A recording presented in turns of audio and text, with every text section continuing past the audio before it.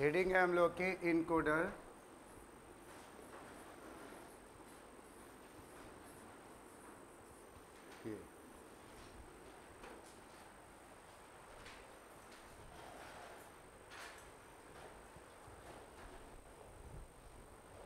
Gate या shift कर दो उधर, गेट गेट।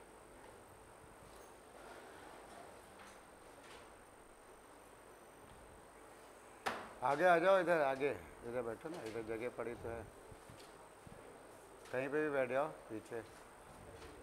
देखो इनकोडर में क्या है, जैसे कि हम लोग के पिछले टर्न पे हम लोग ने क्या समझा था कि हम लोग ऐड कैसे करते हैं। जैसे अगर हम लोग को 10, ये एक नंबर है, ये कोई नंबर है, हमें इन नंबर को ऐड करना हो तो फर्स्ट टाइम जब हम लोग इसको ऐड करते हैं तो केवल 2 बिट ऐड होते हैं। फर्स्ट टाइम में केवल 2 बिट ऐड होते हैं ना, तो हम लोग इसको बोल देते हैं कि इस समय इसके आउटपुट कितने होते हैं, कोई बताएगा इसके कितने आउटपुट होते हैं? 2। एक आउटपुट क्या बोला जाता है? सम। दूसरे आउटपुट को क्या बोलते हैं? कैरी। ठीक, ऐसे।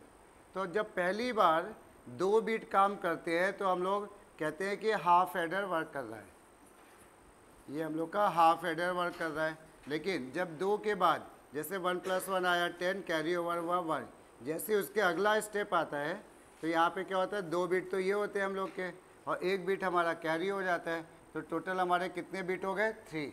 तो जब ये 3 बिट एक साथ हम लोग के एडिशन हो रहा है तो इसको हम लोग कह देते हैं कि अब कौन काम कर रहा है यहाँ पे? Full adder. ये हम लोग ने पिछली बार डिस्कस किया था। लेकिन हम लोग 10 थोड़ी ना एंटर करते होंगे कीबोर्ड से, कि हम लोग 10 देते हैं, नहीं। हम तो क्या पता चला हमें 5 + 6 करना है, हम तो 5 और 6 ही ऐड कर एंटर करेंगे। फिर अंदर जाके ये जो है 5 जो है बाइनरी बनेगा, 6 अपना बाइनरी बनेगा, फिर उसके बाद इसका अपना काम शुरू होगा। पॉइंट समझ में आया? तो क्या होता है कि किसी भी नंबर को, ये जैसे हमने नंबर दिया, ये हमने कैसा नंबर दिया है? डेसिमल है, ऑक्टल है, हेक्सा, कैसा है ये बताओ? डेसिमल। ठीक है। अगर हमने यहाँ पे लिख दिया 0, 5, ये भी 5 है लेकिन ये किसका है? ऑक्टल का है।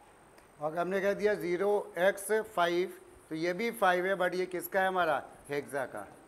समझ में? तो ये तो अब कंप्यूटर, ये डिवाइस क्या करती है? इनकोडर किसी भी नंबर को इनपुट कराती है, किसी भी नंबर को इनपुट कराने के बाद, ठीक है, जैसे हमने कोई भी एक नंबर इनपुट किया तो उस नंबर को हमने नंबर इनपुट किया 5, तो इस 5 को प्रोसेसर तो बाइनरी फॉर्म में उसको चाहिए क्योंकि वो तो बाइनरी वैल्यूज़ पे काम करता है, लो लेवल मशीन लैंग्वेज। तो अब इस 5 को बाइनरी तक ले जाने में जो हम लोग का काम हेल्प कौन करेगा? इनकोडर। यानी डेसिमल को बाइनरी बनाना हो तो हम क्या करेंगे? यूज़ करेंगे इनकोडर। अगर हमने कह दिया कोई ऑक्टल है, जो भी नंबर हमारा 0 से शुरू होता है उसको बोलते हैं ऑक्टल। है 5 बट ऑक्टल है, ठीक है। तो उसमें भी यहाँ तो हम लोग का ये एक बन गया क्या? Decimal to binary encoder, octal to binary encoder. फिर हमने अगर ऐसे लिख दिया 0x5 तो ये हमारा क्या बन गया? Hexadecimal to binary encoder. Mean target हमारा केवल एक ही है, कौन? बाइनरी। वैल्यू जो है हमारी वो 3 तरह से इनपुट की जा सकती हैं। 3 फॉर्मेट कंप्यूटर लाइफ सपोर्ट करता है, बनाने को फिर और भी बनते हैं बट प्रैक्टिकली ये 3 ही हमारे नंबर सिस्टम काम करते हैं। ठीक, चलो। तो अब जब यहाँ पे डेफिनेशन से पहले एक छोटी सी चीज़ लिख लो, जा integer literals. Integer literal,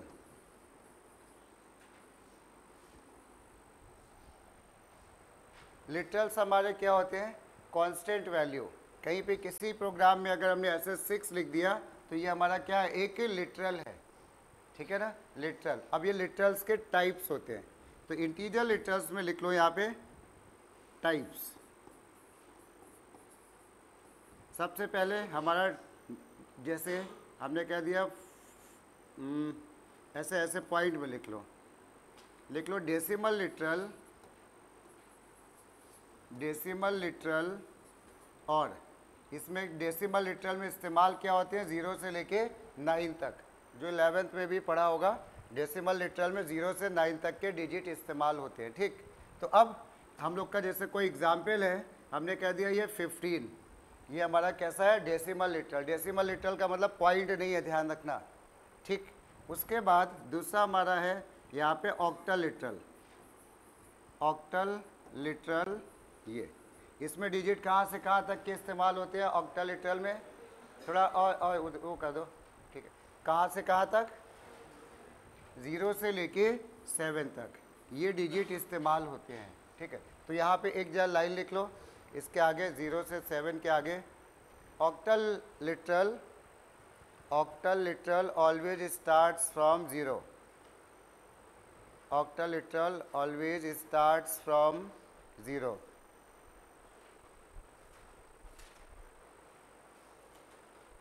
starts from 0। फिर उसके बाद एक एग्जाम्पल लिख लो, क्योंकि हो सकता है कुछ दिन बाद चीज़ें ये भूल जाओ। जैसे हमने लिख दिया 0 1 5 ये, तो ये हमारा ऑक्टल लिटरल है, क्योंकि 0 से लिखा जा रहा है ना शुरुआत, ठीक है। अभी हमने शुरू किया है, बस ये बताया इंटीजर लिटरल्स जो होते हैं वो ऐसे लिखे जाते हैं, बिना किसी शुरुआत में 0 नहीं लिख सकते। फिर एक हमारे ऑक्टल लिटरल्स होते हैं, फिर इनका भी यूज़ आगे इनकोडर में देखेंगे, वो हमेशा कहाँ से शुरू होते हैं? 0 से, ठीक है। फिर एक हमारा तीसरा हो जाता है हेक्साडेसिमल। हेक्साडेसिमल, इसमें हमें पता ही है कि क्या इस्तेमाल होता है, 0 से 9 इस्तेमाल होता है, और क्या होता है A से लेके F तक इतनी चीज़ें इस्तेमाल होती है ना, ठीक है। तो यहाँ पे एक लाइन लिख लो,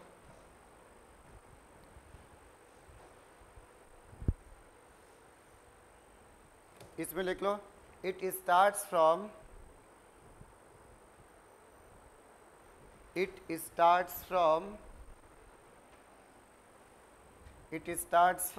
और इस 0x, it starts from 0x, small x भी चल जाता है, कैपिटल X भी चल जाता है। It starts from 0x। Example, अगर मैं 15 हेक्साडेसिमल में लिखना होगा तो कैसे लिखेंगे, कोई बताओ? बस आसान सी बात है, 0x 15, ये हमारा हेक्साडेसिमल में लिखा हुआ है, ठीक है ना। 0x से स्टार्ट करना है। अब चौथा नंबर सिस्टम कौन सा होता है बोलो? 3 तो ये नंबर सिस्टम दिख रहे हैं, 11 में थे ना, बाइनरी। और हमारा टारगेट क्या है इनकोडर का? किसी भी नंबर सिस्टम को, किसी का मतलब इन 3 की बात हो रही है, किसी भी नंबर सिस्टम को कहाँ पे लेके जाना? बाइनरी, ठीक। चलो, तो ये हम लोग को थोड़ा सा पता होना चाहिए था। अब आ जाओ हम लोग इनकोडर की डेफिनेशन लिखेंगे, तो लिखो जरा, इनकोडर की डेफिनेशन लिख लो।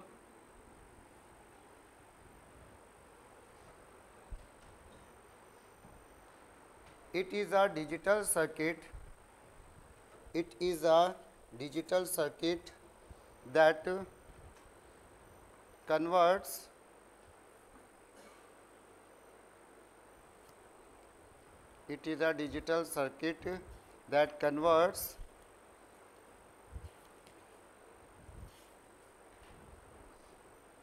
any type of It is a digital circuit that converts any type of signals, any types of signals into binary, any types of signals into binary form signal, binary form signal यानी binary में convert करता है, binary form signals, ठीक। Example लिख लो यहाँ पे, जैसे हमारे पास कितने इनकोडर हमारे कोर्स में होते तो ढेर सारे हैं, बट हमारे कोर्स में जो सिग्नल वो हैं इनकोडर्स, वो हमारे कौन कौन से हैं? उसमें पहला लिख लो क्या? Decimal to binary. Decimal to binary ये हम लोग 3 पढ़ेंगे, octal to binary, octal to binary and hexadecimal to binary. Hexadecimal to binary, ये 3 हमारे एग्जाम्पल हैं इनकोडर के, ठीक है। तो 3 टाइप के पढ़ेंगे। अब 3 क्या पढ़ेंगे हम लोग? तो एक ही पढ़ेंगे, बाकी जो 2 होती हैं वो सेम टाइप के होते हैं, तो वो समझ में आ जाता है, ठीक है। इसके बाद एक छोटी सी डेफिनेशन और लिख लो, The process the process, next definition है, ऐसे एस्टिक करके लिख लिया करो, ठीक है, points. The process to convert one type of signals to other type of signal, process to convert one type of signals to other type of signals is called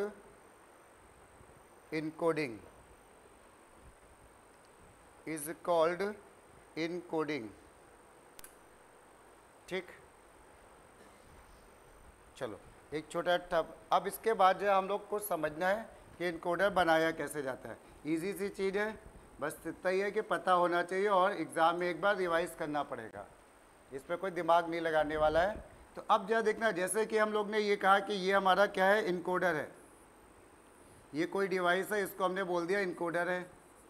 अब ये इनकोडर जो है वो या तो ये होगा या तो ये होगा या तो ये होगा, यही तो होंगे ना, ठीक है।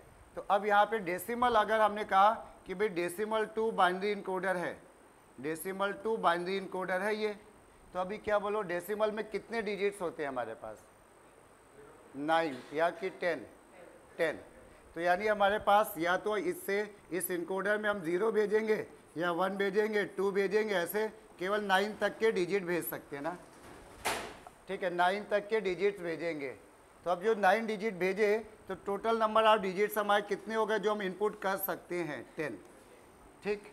तो अभी क्या होता है, ये जो डिवाइस होती है इसमें भी ये सब वायरिंग्स होते हैं, वायरिंग, जैसे इसमें क्या होगा, ऐसे वायर्स होंगे, ये 0 के लिए 1 के लिए ऐसे कुछ चल रहा होगा। ऐसे क्या होगा, आउटपुट के लिए भी ढेर सारी लाइन्स होंगी, ऐसे लाइन्स तो ढेर सारी कनेक्टेड होंगी। लेकिन होता है कि अगर सारी लाइन हमारे एक्टिवेट हो गई, सारी लाइन एक्टिवेट होने का मतलब सब में वैल्यू पास हो रही है, तो क्या हो जाएगा, हमारा प्रोसेसर स्लो हो जाएगा, ये बिज़ी हो जाएगा और थोड़ा सा काम धीरे होगा, क्योंकि सारी लाइन एक साथ काम करे। तो हम लोग क्या कोशिश करते हैं कि ऐसा कुछ सिस्टम बनाएं कि इसकी कम से कम लाइन जो है एक्टिवेट हो। जब वो बाकी एक्टिवेट नहीं होंगे तो सारे जो भी उसके एनर्जी रिसोर्सेज होंगे वो केवल कम से कम लाइन पे इस्तेमाल होंगे, तो वो और फास्ट होगी, ठीक है। तो हम लोग अब देखते हैं कि भाई 10 डिजिट 0 से 9 तक के डिजिट एंटर कर रहे हैं, तो हमें कितनी लाइंस की ज़रूरत पड़ेगी। अब हम लोग कहते हैं ना कि 32 बिट कंप्यूटर है, 64 बिट्स कंप्यूटर है, ये तो सुना होगा वर्ड शायद, होता है ना। तो इसका क्या मतलब होता है कि 32 बिट कंप्यूटर है, इसका मीनिंग ये होता है, देखा होगा अगर किसी ने मदरबोर्ड वगैरह कभी खोला होगा, एक वाइट कलर का पट्टा ऐसा होता है और उसमें पतले पतले वायर्स ऐसे चिपके होते हैं, ऐसे ये बिल्कुल पतले पतले वायर्स होते हैं। इनको हम लोग क्या बोलते हैं, बस, BUS, बस, इसको बोलते हैं हम लोग बस। इनका काम होता है सिग्नल्स को, किसी भी टाइप के सिग्नल्स को एक जगह से दूसरे जगह तक पहुंचाना, ठीक है। तो अब अगर इसके जितने ज़्यादा सिग्नल्स इस्तेमाल हो रहे होंगे तो इसका मतलब है प्रोसेसिंग तो उतनी स्लो हो जाएगी, कम से कम में वो और तेज़ काम करेगा, ठीक है। तो हमारा भी इसमें ऐसे ही पर्पज़ होता है कि भाई जो आउटपुट लाइंस हैं कम से कम जितनी ज़रूरत हो उतनी इस्तेमाल करें, क्यों सारी इस्तेमाल करें हम, ठीक है। तो हमें पता करना पड़ता है कि भाई डेसिमल टू बाइनरी इनकोडर में कितने आउटपुट निकलने वाले हैं, 3 निकलेंगे, मैक्सिमम कितने निकलेंगे, 3, 4, 5 क्या, ठीक है। तो इसके लिए हम लोग के पास एक फॉर्मूला होता है, ठीक। तो यहाँ पे लिख लो जा, ये आउटपुट लाइंस के लिए, तो यहाँ पे लिख लो ऐसे एक formula, number of outputs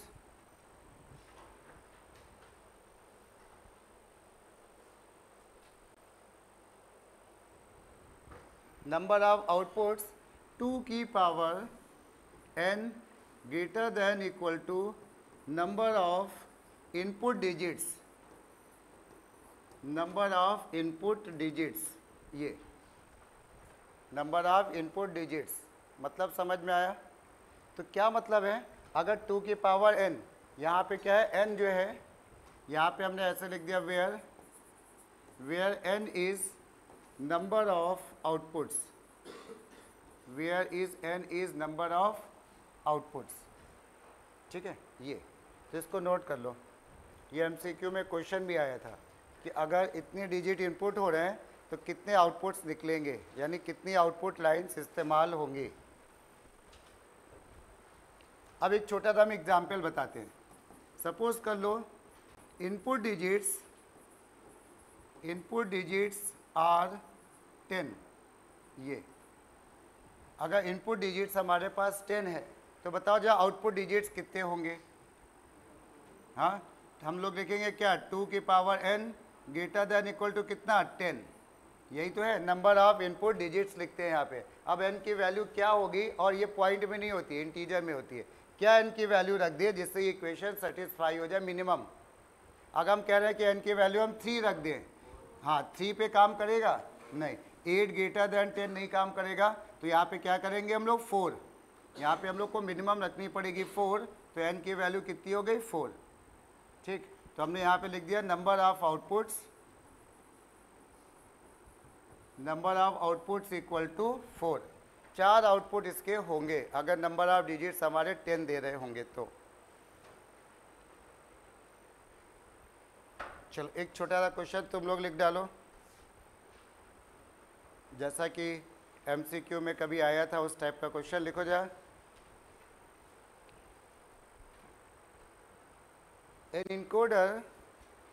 An encoder takes 600 number of inputs, 600 number of inputs, then calculate number of outputs. 600 number of inputs, then calculate number of outputs. निकालो जा कितने आउटपुट्स आएंगे, 10। चलो और कोई बता भाई, एक आंसर 10 आया है, सही है। चलो जरा देखते हैं कैसे इन्होंने 10 बताया होगा।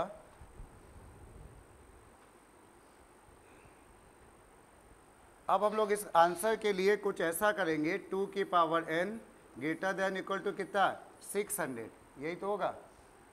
और क्या वैल्यू होगी n की, 2, 4 हो गया, 8, 16, 32, 64, 128, 256, 256 इतने पे हुआ ना, 1024।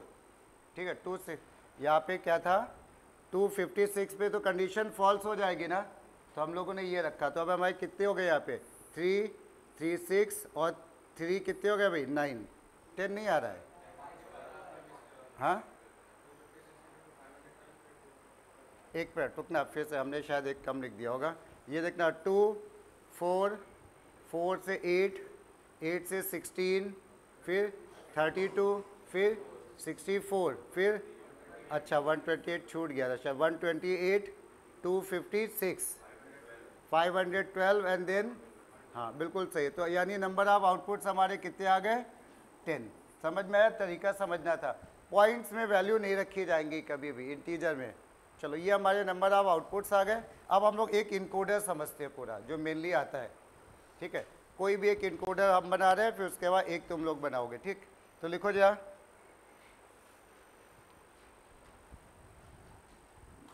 क्वेश्चन हेडिंग डालो जा, decimal to binary encoder, decimal to binary encoder. ठीक है, डेसिमल टू बाइनरी इनकोडर। अब इसमें हमने सबसे पहले तो काम हमारा ये होगा कि नंबर ऑफ आउटपुट्स कितने होंगे। तो नंबर ऑफ आउटपुट्स हम निकाल के दिखाएंगे। नंबर ऑफ आउटपुट्स का मतलब n, 2 की power n greater than equal to 10, तो n की वैल्यू आ गई क्या, 4। ठीक है, n की वैल्यू 4 आ गई, यानी 4 आउटपुट लाइन्स हमें बनानी है, और इनपुट लाइन्स तो हमारी 10 होंगी। अब इसके बाद हम लोग बनाएंगे क्या, इसकी ट्रुथ टेबल। अब इसके बाद लिखो जाए ट्रुथ टेबल।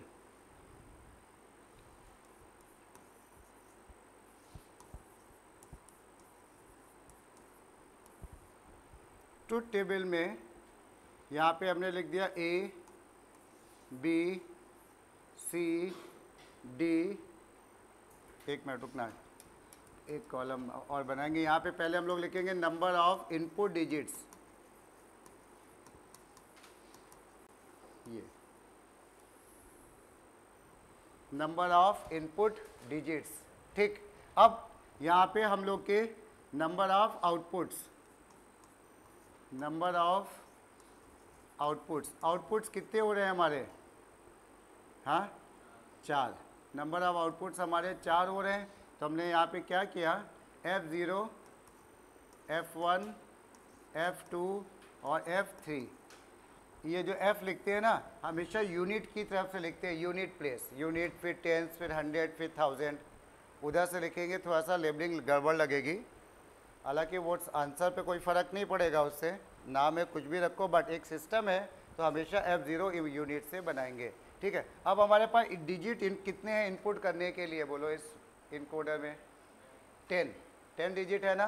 तो 10 डिजिट्स के लिए हमने यहाँ पे लिखा 0 1 2 3 ऐसे बना लिए, ठीक, 2 3 4 5 6 7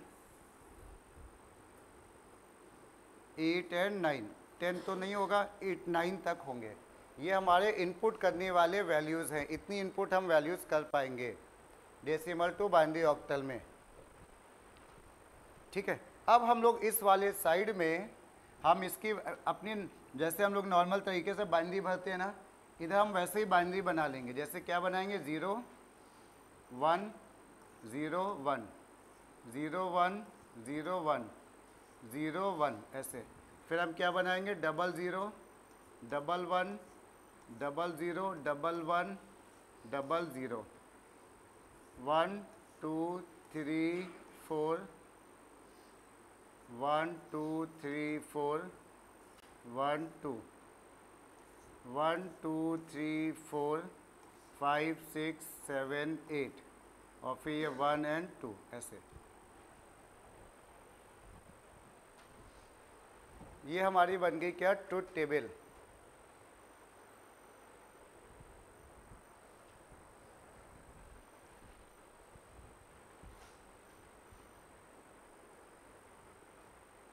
समझ में आ रही ट्रुथ टेबल, क्योंकि लिखना है इसको आराम से बताएं ताकि कभी दोबारा याद करने जैसी ज़रूरत ना पड़े।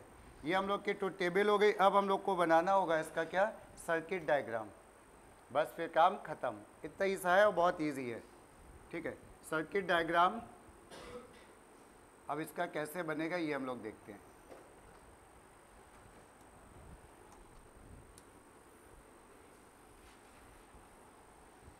सर्किट डायग्राम में हमारे पास कितने इनपुट कितने हैं इसमें बताओ, हाँ 10, और आउटपुट कितने हैं 4, ठीक। चलो अब हम लोग क्या करेंगे, यहाँ पे एक डायग्राम के लिए एक लाइन तरीका इसका देख लेना एक बार, हाँ फिर ड्रॉ कर लेना। ये लाइन बनाई। अब इसके बाद हम लोग यहाँ पे लाइन बनाएंगे किसके लिए, जितने डिजिट्स इनपुट करने हैं हमको।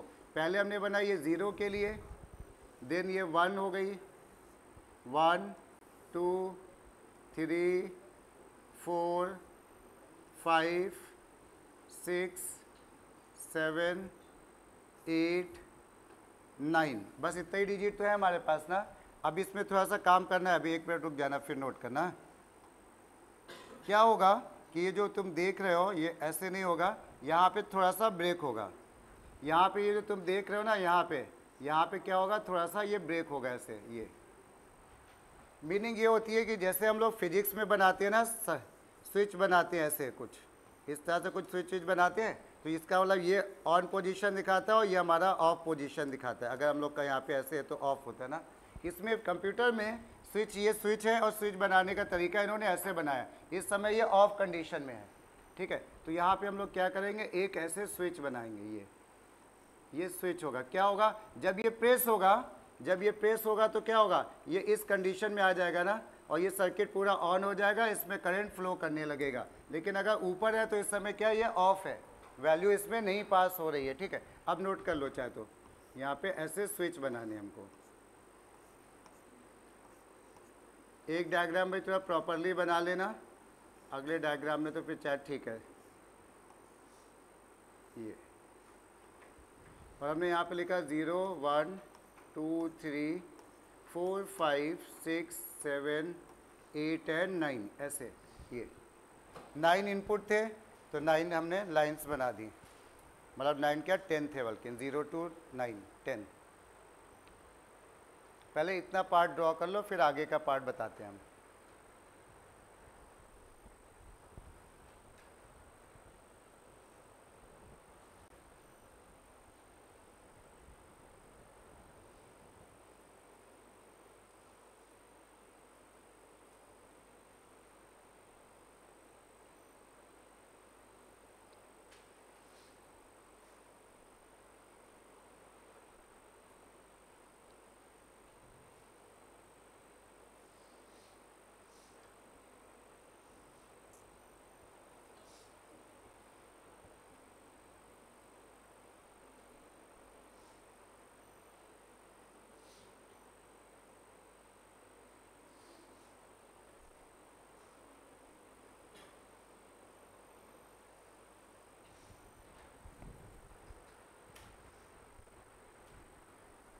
समझ में आ रहा था? ठीक। अब हम लोग क्या करेंगे इसके बाद, ये तो बन गए लॉजिक गेट्स, ये लॉजिक गेट्स करें, लाइंस बन गई। अब इसके बाद हम लोग को क्या करना है, आउटपुट कितने हैं इस क्वेश्चन में, 4। तो हम लोग हमेशा 4 और गेट बनाएंगे, ये और, ये ऐसे, ये और बनाया, फिर दूसरा ये बनाया और ये, फिर ये और गेट हैं। और इसमें हमने लिख दिया यहाँ पे इस साइड से, इस साइड से F0, ये F1, F2 and this is F3। ये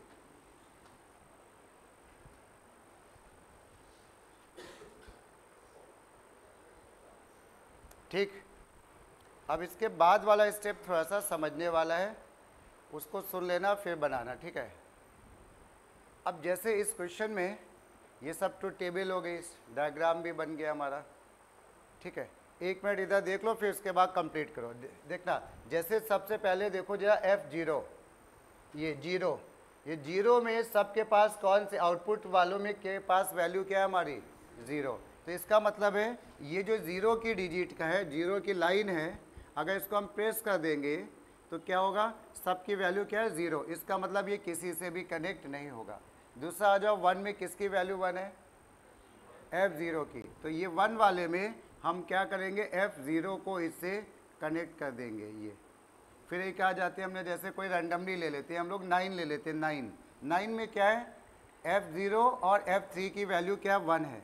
तो यानी इसको हम कनेक्ट करेंगे, और किसको कनेक्ट करेंगे, F0 को। कुछ पॉइंट समझ में आ रहा है? तो ये हम इनको देख के इसमें कनेक्शन करेंगे, ठीक है। अब जब पूरा कंप्लीट कर डालो।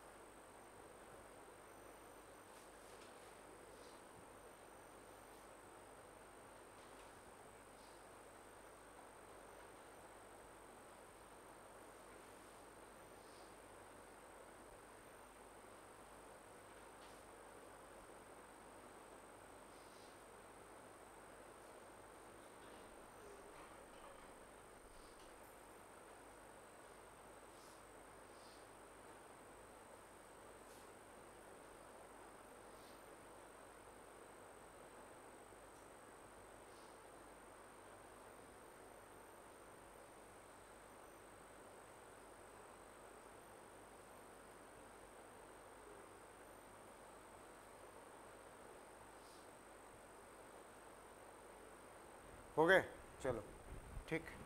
तो अब सबको समझ में आ रहा होगा, बिल्कुल सिंपल सी चीज़ है। और 0, F1, F2, F3 एक बार हम भी कनेक्ट कर देते हैं। F2 में केवल जाएगा F1, F2 में जाएगा केवल F1, ये F1। 3 में जाएगा लास्ट के 2 1, लास्ट के 2 1 3 में, तो ये गया एक, और एक लाइन यहाँ पे इसके पास चली गई, ये हो गया। 4 में तीसरा वाला 1 होगा, 4 में ये तीसरा वाला 1 होगा, ठीक है। इसके बाद 5 में आ गए सेकेंड और फोर्थ, 5 में सेकेंड और फोर्थ, ये सेकेंड जाएगा और फोर्थ जाएगा 5 में। फिर आ गए हम लोग 6 में, तो बीच के 2 1 होंगे, 6 वाली लाइन ये, बीच के ये 1 हुआ और एक ये 1 हुआ 6 में। उसके बाद 7 में आ गए तो 3 लास्ट के 1 होंगे, 7 की लाइन में 1, एक ये 1 होगा और एक ये 1 होगा, ऐसे 3 1 होंगे। उसके बाद चौथे में 8 में जो है केवल पहला वाला 1 होगा, बाकी सब 0 होंगे, तो यानी इसमें ये 1 होगा, बाकी सब 0 होंगे। अब ये हमारा पूरा कंप्लीट डायग्राम है, क्लियर हो रहा है ना? ठीक है। तो चलो इसके बाद अब हम लोग, ये तो हमने बना लिया, हाँ किस पे नहीं, एक्चुअली क्या है कर सकते हैं, नाम है कुछ भी हो सकते। कौन सी नंबरिंग कर रहे हो, ये वाली, ये कर सकते हैं, लेकिन फिर इसमें भी वैसे ही रखनी पड़ेगी, ठीक है। तो फिर वो ये चीज़ ना कि कॉपी जब चेक होती है तो फिर पूरे एक झोंक में चेक होती है, तो फिर वो धोखा हो जाता है, टीचर कहीं गलत नंबरिंग कर दी, काट दी, तो अपनी तरफ से क्यों करेंगे, कर सकते हैं, कोई प्रॉब्लम नहीं। ये नाम है सिंपल, इसको हम ABCD भी ले सकते हैं, इसको हम CDBA भी ले सकते हैं, तो उस हिसाब से सही। बट वो ये चीज़ और ये चीज़ एक जैसी होनी चाहिए, ये इंपॉर्टेंट है। नाम तो चल जाएंगे, ठीक। तो ये हम लोगों ने इस बना दिए। अब इसके बाद लास्ट में एक हेडिंग डालो जरा, वर्किंग, एक लिख लो जरा, working.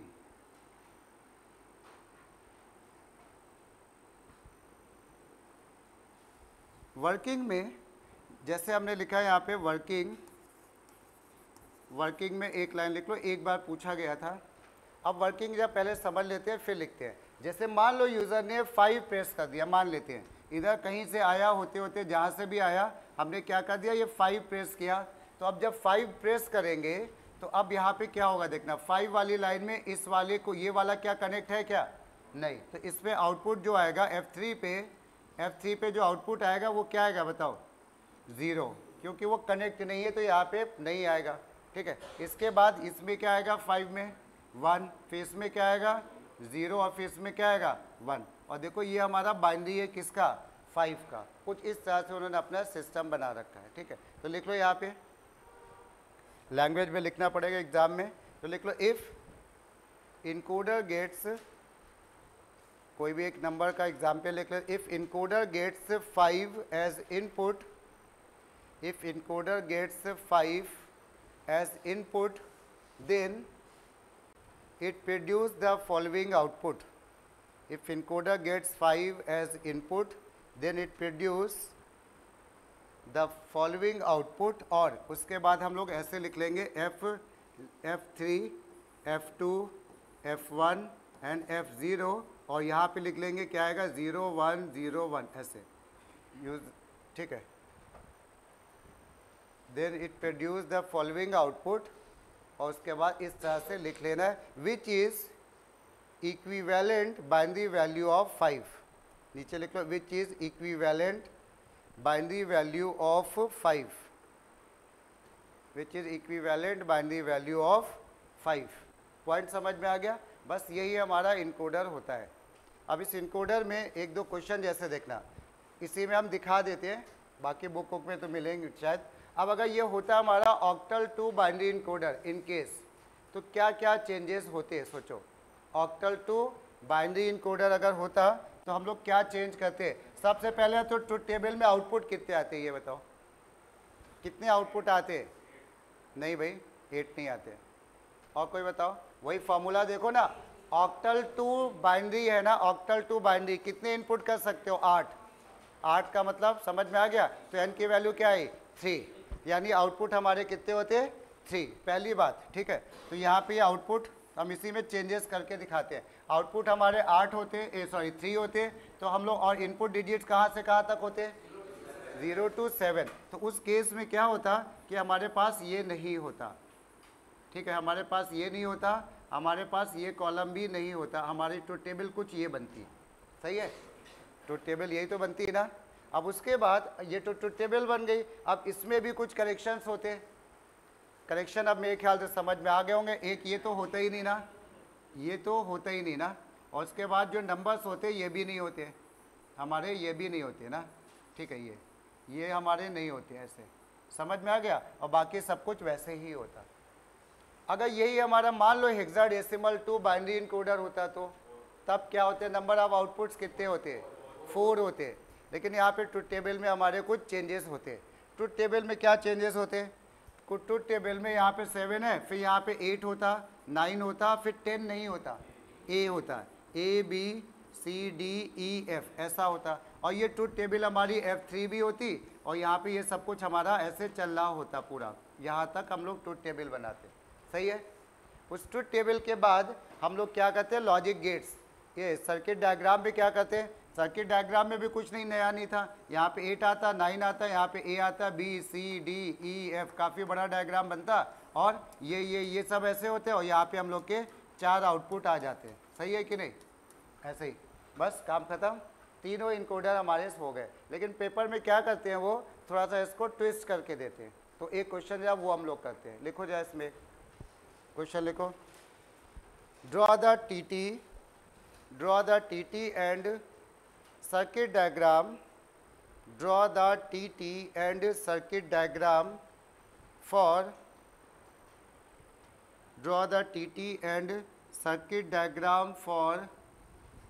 A to F, capital letter में लिखना, A to F encoder, A to F encoder। हाँ, क्या चीज़? नहीं, हम देखते हैं। ड्रॉ क्या बोला तुमने भाई? Draw TT and circuit diagram for A to F, ऐसे लिखेंगे, A to F इनकोडर। अब जरा समझना, बना तो लेंगे, इतनी बड़ी चीज़ है नहीं, थोड़ा सा समझने वाला ये हम बताएं। अब A to F हमने बोला क्या, 3 ही इनकोडर होते हैं ना, हमारे दिमाग में सेट कर लो, चौथा होता ही नहीं है, ठीक है, 3 होते हैं। अब ये किसका पार्ट रहा होगा, ये तो क्लियर है ना, ये तो हमारा हेक्साडेसिमल का पार्ट होगा, इतनी बात दिमाग में आई। अब हेक्साडेसिमल में आउटपुट कितने होते हैं?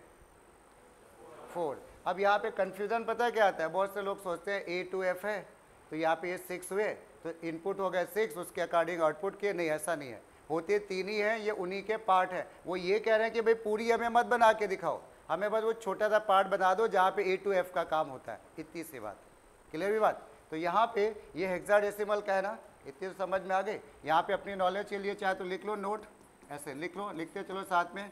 It is a part of hexadecimal to binary encoder.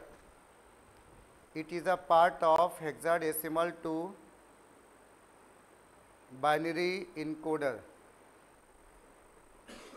Hexadecimal to binary encoder, ठीक है। अब इसके बाद जरा लिखना शुरू करो, साथ में लिखते चलो, अब ज़्यादा टाइम नहीं लगेगा, सब पता ही है तुम्हें, बस लिखना है। तो यहाँ पे हम लोग बनाएंगे क्या, ट्रूथ टेबल। सबसे पहले हम लोग को बनानी है यहाँ पे ट्रूथ टेबल, और ट्रूथ टेबल में हमें पूरी टेबल नहीं दिखानी है, हमें क्या दिखानी है, केवल A to F। तो हमने यहाँ पे बोला क्या, इनपुट वैल्यूज़ या इनपुट्स लिख दिया, खाली इनपुट्स, और यहाँ पे हमने लिख दिया क्या, आउटपुट्स हमारे कितने निकलने वाले हैं, 4, वो तो हमारे फिक्स हैं, F3, F2, F1 and F0, ये हमने बनाया। अब यहाँ पे हमने बनाया A B C D E F। हो सकता था वो ये ना कहते A to F बनाओ, वो कह देते क्या, B to E बनाओ, बीच का पार्ट, कोई समझ में आ रही बात। तो वो हम उसी के अकॉर्डिंग उतने ही पार्ट दिखाएंगे। अब हमें क्या करना है, कंप्लीट करनी है इसकी ट्रूथ टेबल। ट्रूथ टेबल वैसे नहीं बनेगी नॉर्मल के 0 1 से, इसके लिए बनेगी ना, ये कौन सा नंबर होता है, A 10, तो 10 की बाइनरी वैल्यू यहाँ पे जनरेट होगी। वो या तो पूरा बना के समझो कि A में क्या लिखेंगे, वो टाइम वेस्ट करना हो गया ना। तो हम लोग क्या करते हैं, डायरेक्टली 10 का किसी को बाइनरी लिखना आता है, डायरेक्ट हमने बताया होगा शायद कभी, हाँ एक बार फिर से सुन लो, किसी को नहीं आता, जैसे हमें बाइनरी चाहिए ना इसका, तो हम लोग ये नंबर इस्तेमाल करते हैं 1 2 4 एंड 8, बस, और कोई से नंबर नहीं यूज़ करते। इनमें क्या चीज़ ऐड कर दे कि 10 आ जाए, 8 ऐड कर लें, और क्या ऐड कर लें, 2, यही 2 तो ऐड करेंगे। तो जो नंबर हम लोग ऐड करते हैं उसकी वैल्यू क्या होती है, 1, और जो नहीं ऐड हुए उसकी वैल्यू क्या होती है, 0। तो A की बाइनरी वैल्यू हमें मिल गई क्या, 10 10, तो हमने लिखा 10 10। अब बनाते चलो, लिखते चलो साथ में, 10 10, फिर ऐसे ही 11 की लिख लेंगे, 15 तक लिखनी होगी हमको, ठीक है। अब 11 की आ गई, 8 और 2 10 और 1 11, तो आ गई क्या, 1 0 1 1, ये आ गई 11 की।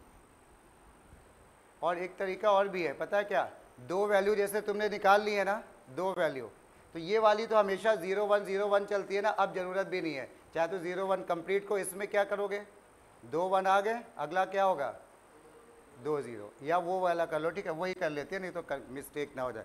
यहाँ पे क्या हो गया, इसके बाद क्या हमारा नंबर 10 हो गया, 11 12 में क्या आएगा 1 1, हाँ 12 में आएगा 1100, फिर 13 में आ जाएगा 12 और 1 13, 1 क्या आ जाएगा 101, और 14 में आ जाएगा 111 और 0, और लास्ट में आ जाएगा 401। ये सही है।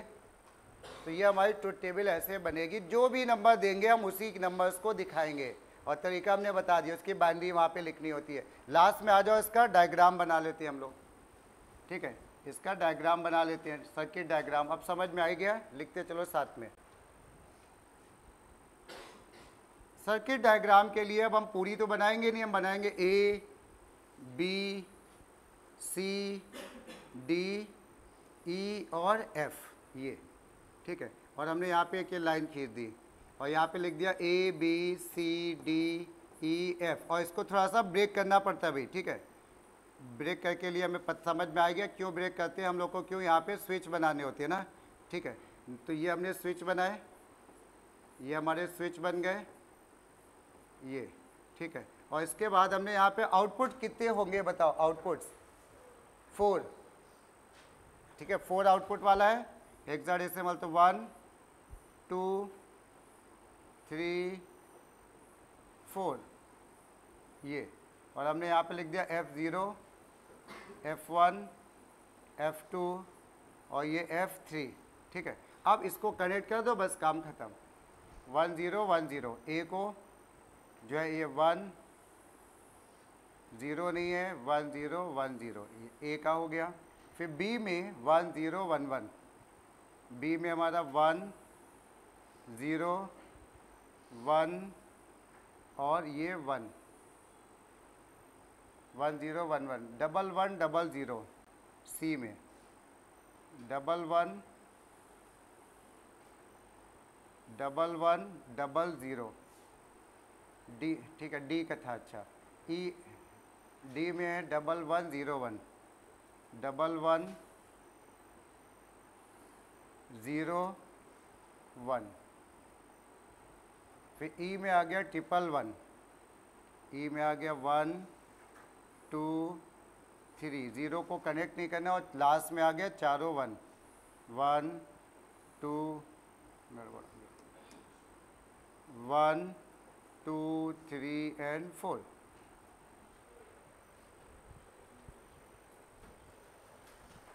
समझ में आ गया, ठीक है, क्लियर हो गया। तो ये हमारा इनकोडर है। अब हेक्साडेसिमल का अगर देखना हो तो बुक में मिल जाता है, नेट पे भी डालोगे कहीं ना कहीं मिल ही जाता है, ठीक है। तो चलो बस हम लोग इस आज के लिए इतने ही रखेंगे, ठीक है।